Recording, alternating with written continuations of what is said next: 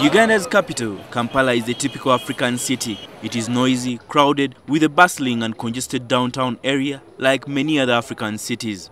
Kampala has a compact and relatively small high-rise central business district, while the surrounding suburbs are mostly unplanned urban sprawl with a very poor road network and no planned public transport system. With a population of over 2 million, Kampala is also one of East Africa's largest cities. It started as an urban settlement in 1890 when Sir Frederick Lugard set up a fort on Old Kampala Hill.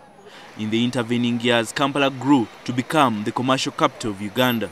Initially, the political capital under the colonial administration was in Entebbe until it was shifted to Kampala in the 1960s. Today, this sprawling urban mass that has spread beyond the original 7 hills is now a highly coveted prize among the political parties. Today, 6 candidates are competing in an election to become mayor. The first mayor here was appointed in 1950. Since then, Kampala has had 14 mayors.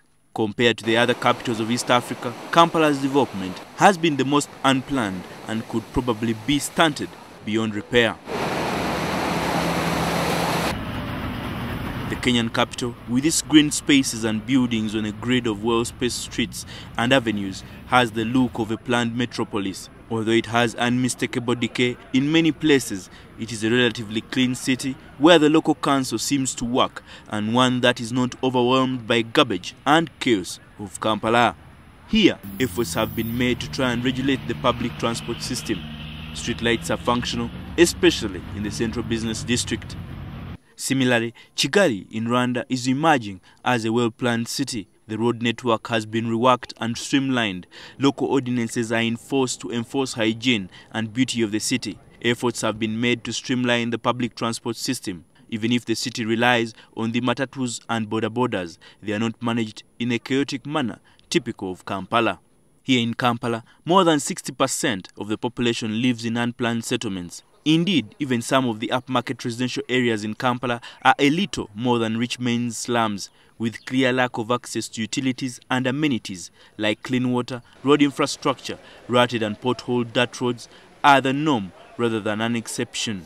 Uncollected garbage is typical, as well as unregulated commerce and unemployment.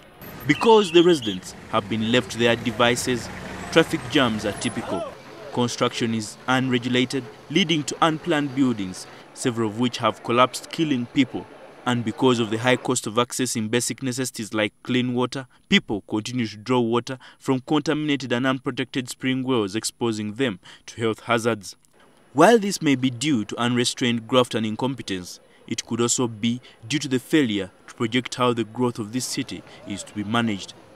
The problem of Kampala as structure, and whoever comes into power as the 15th mayor after today will have the burden of undoing a lot that has gone wrong in order to satisfy the 2 million plus residents. However, it is unlikely that the elections today are going to be shaped by who best presents the best chance to redeem Kampala and correct what has gone wrong, rather than elections that are based on sentiments and political affiliation. Michael Baleke, NTV.